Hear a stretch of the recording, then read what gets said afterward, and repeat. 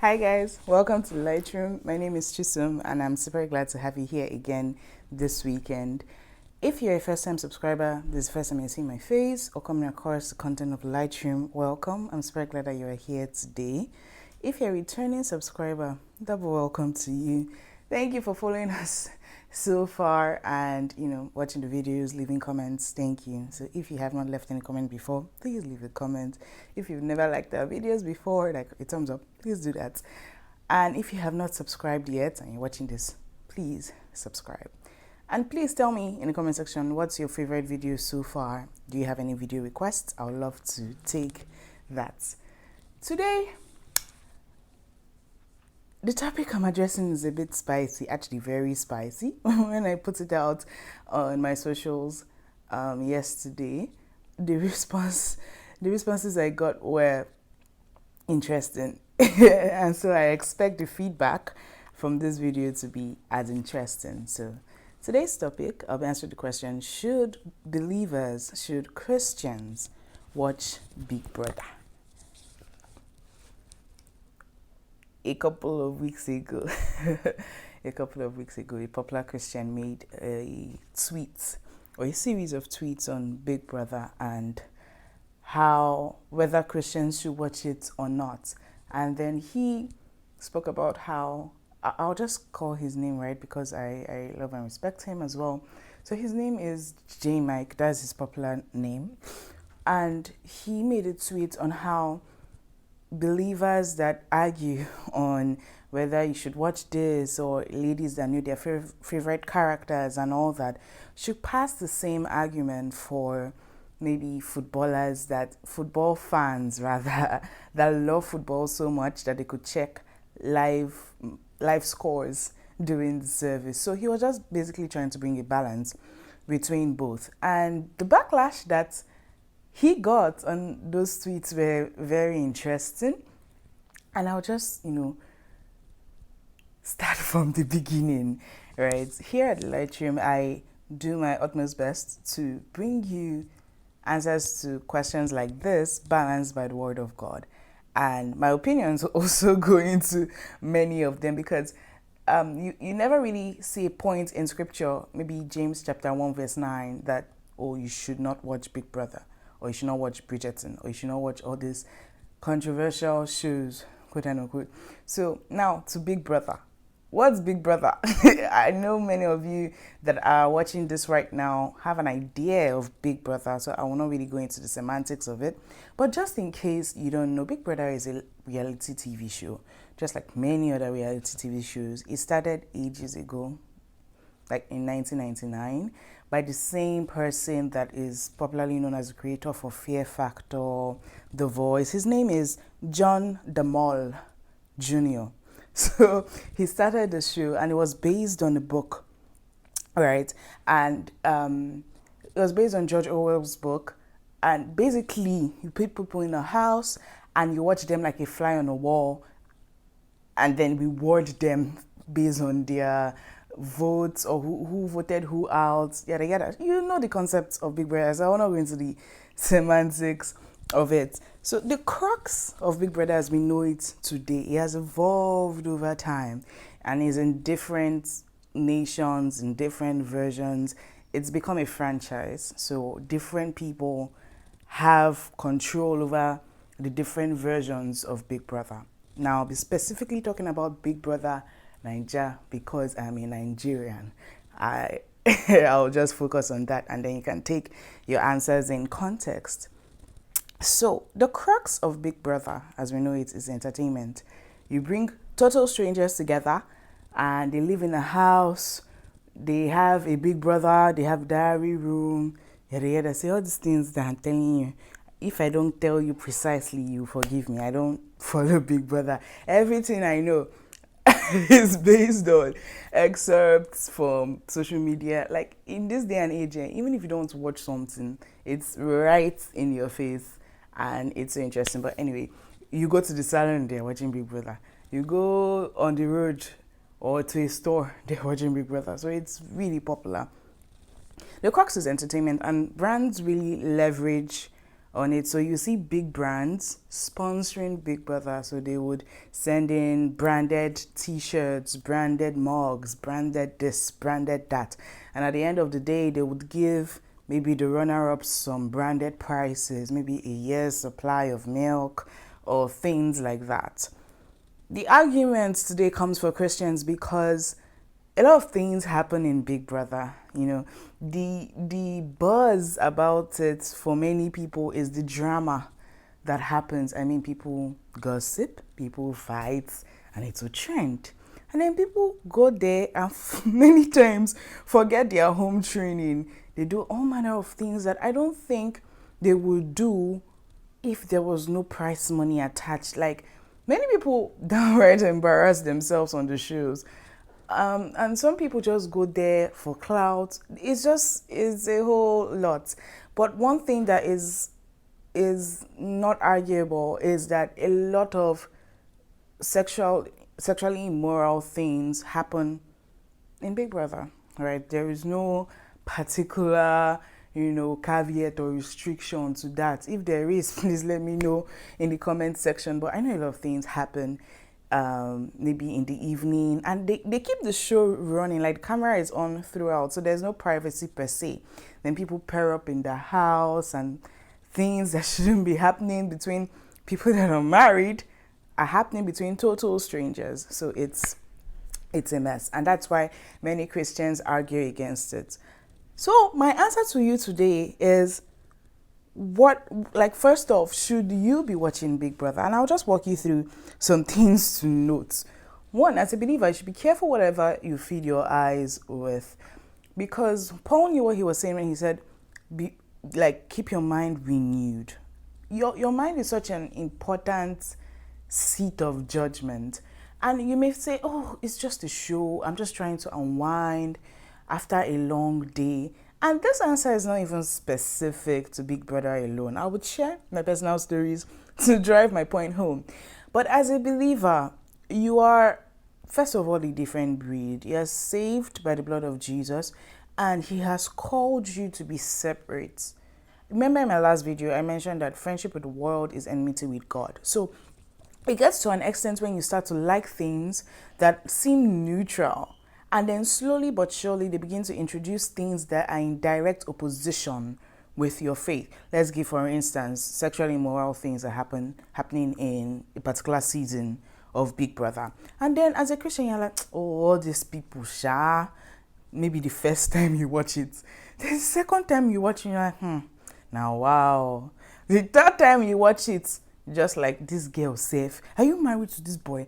The fourth time you watch it, you're like, the way this girl and this boy, they are fighting for, the way this girl and this girl are fighting for that boy, it does not make sense. Or this boy, you start to slowly justify the things that are in direct opposition with your faith. As a believer, sexual immorality is sexual immorality, no matter how cute it looks. Whether it's on TV or off TV, if it's not within the confines of marriage, it's not right under the eyes of God or in the sight of God. So no matter how cute it plays out to be, it's not right.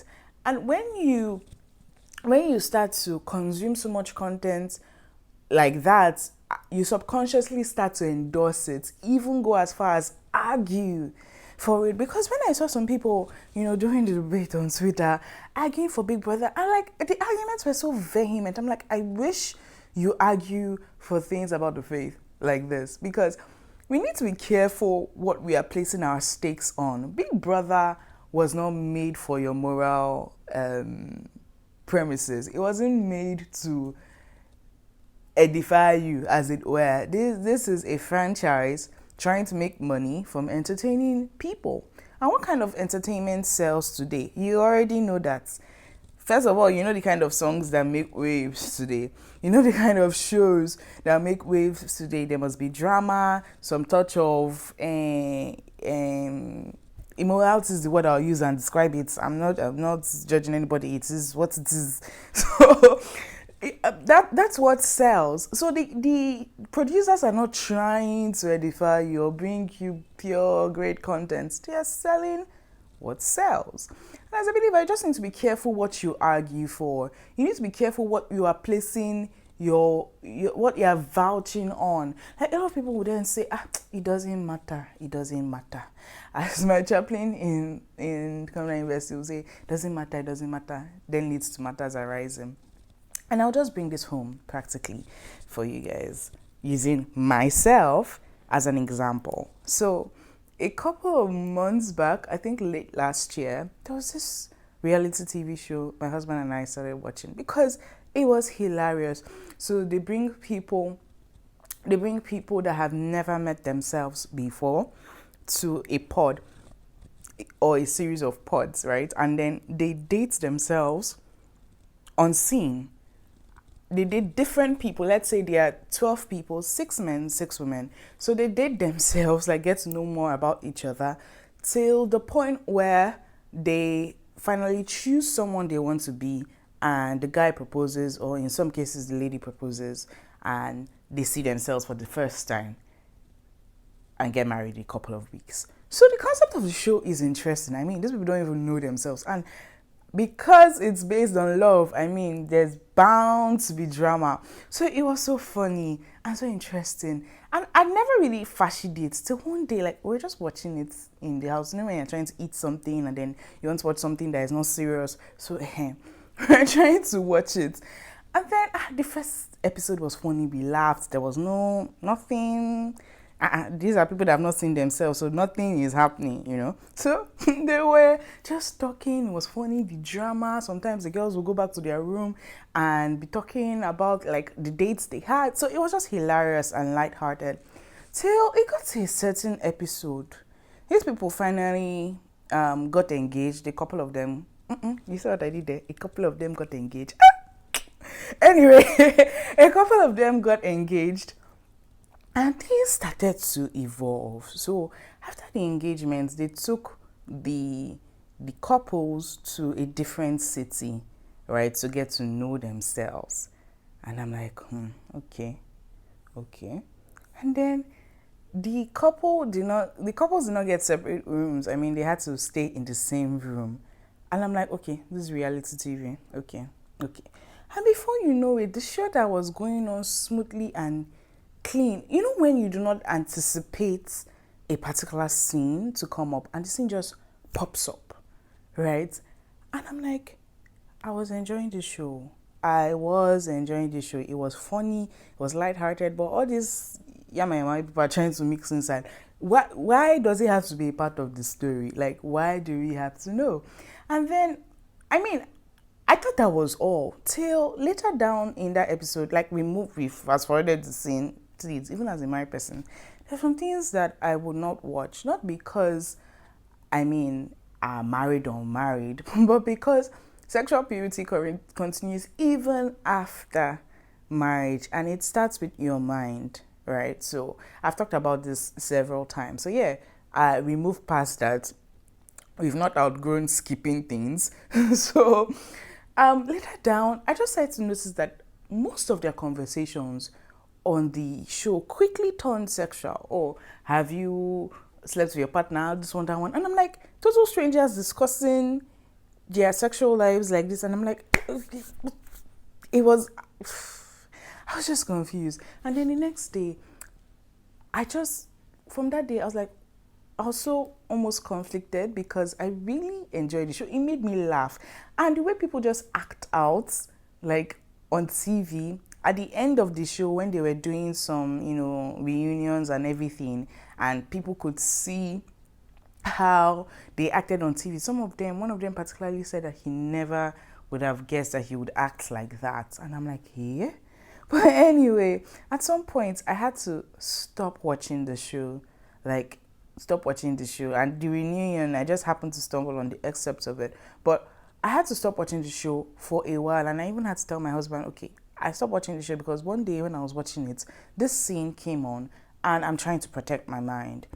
And I loved the show because it was funny, but it was not more interesting or more important than my growth. It was not more important than my conscience. It was not more important than guarding my heart and mind. So it doesn't have to be just Big Brother. No matter the show, it has to pass through the scrutiny of, does this edify me? In the long term, what effect does this have on me? Does it numb me from my values? Will I be ashamed watching any part of this show when people are around? Would I recommend my younger ones to watch these shows?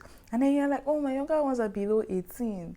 But how would you feel if your younger one was so invested in this show? Or let's not say your younger one, your child was so invested in this show and started to exhibit everything that he or she was watching. Like, how would you just feel?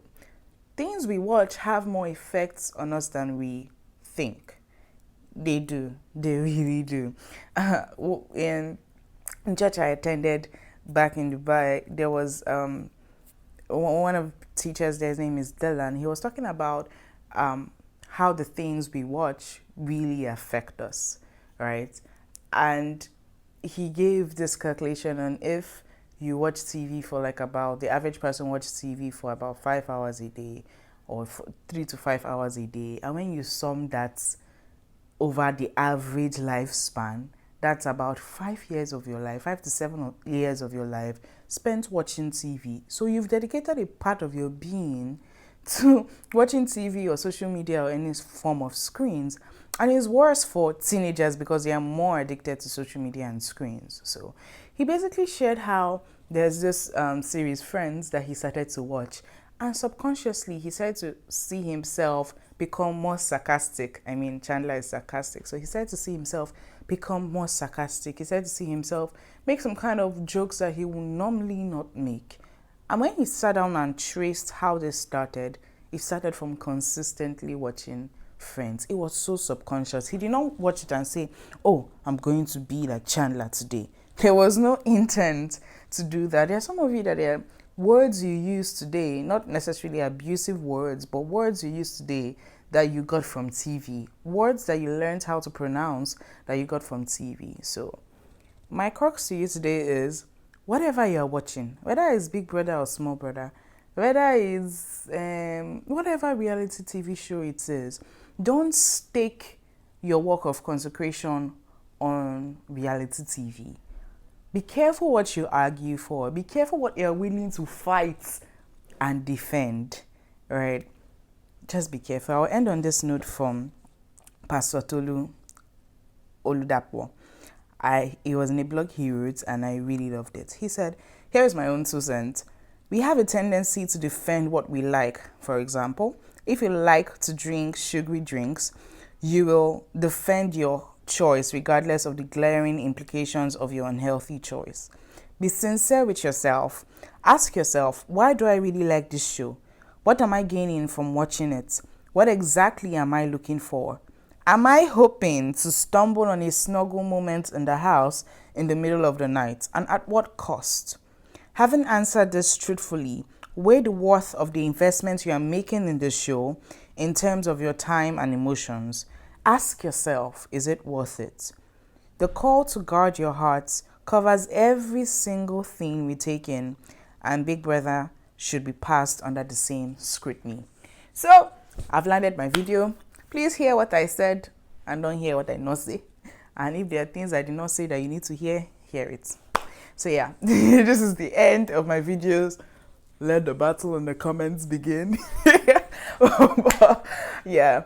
Watch out for my next video next week. I'll be talking about something as spicy again because this series is just what it is. So I love you guys. Trust that I said this from a place of love and answering the question that I received. So yeah, no hard feelings. Bye guys. I will see you next week. Bye bye.